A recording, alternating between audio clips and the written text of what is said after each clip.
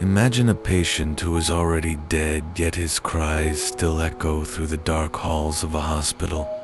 In the silence of the night, a nurse hears a voice that cannot belong to the living. When she tells others, her words are dismissed as grief and exhaustion, but the truth is far more terrifying. Would you dare to hear what really happened? This is Whisper from History, where forgotten voices rise again. The night ward breathed in low light and tired air as a nurse walked the long corridor of an old city hospital, built before the Great War when brick and iron were trusted more than glass and steel.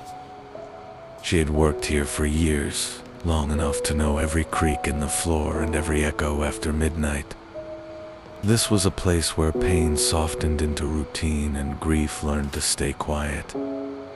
The patient in room 12 had passed earlier that evening.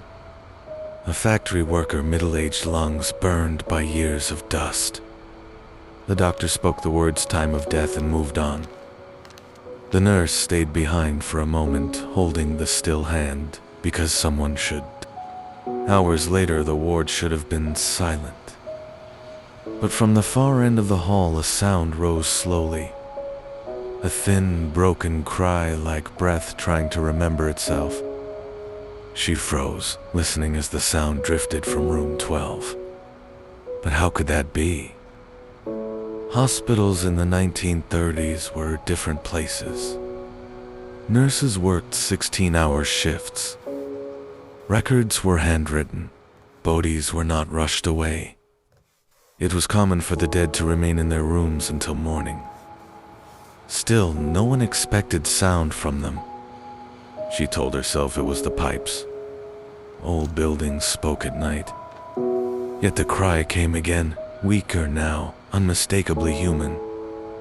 She stepped closer, heart pressing against her ribs. What was really happening behind the curtain? Inside the room, the bed was empty. The body had already been taken to the lower level. The sheets were folded. The window closed. The sound stopped the moment she entered. Cold settled across her skin. Doctors later dismissed the event. Grief, they said. Exhaustion.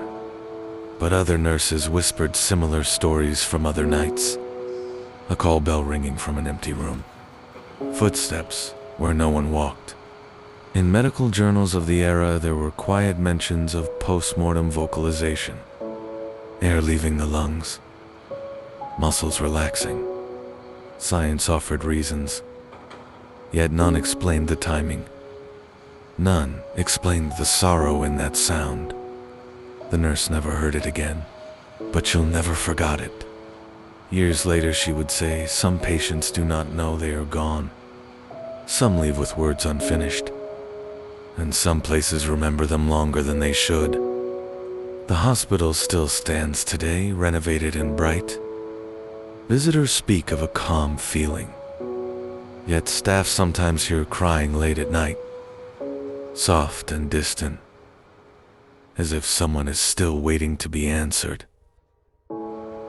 Some stories are not meant to be told, they are meant to be felt. This was one of them, where science searches for answers, and silence chooses to speak for itself.